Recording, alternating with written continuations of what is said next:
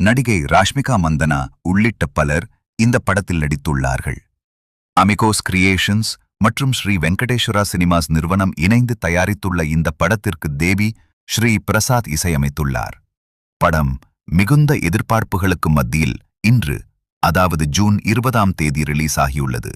படத்தை தமிழ்நாடு அல்லாது வெளிமாநிலங்களில் காலை 6 மணி காட்சிகளில் பார்த்த ரசிகர்களும் அமெரிக்காவில் பிரீமியர் ஷோ பார்த்த ரசிகர்களும் படம் குறித்து தங்களது சமூக வலைதள பக்கங்களில் படம் குறித்து பகிர்ந்து வருகிறார்கள்.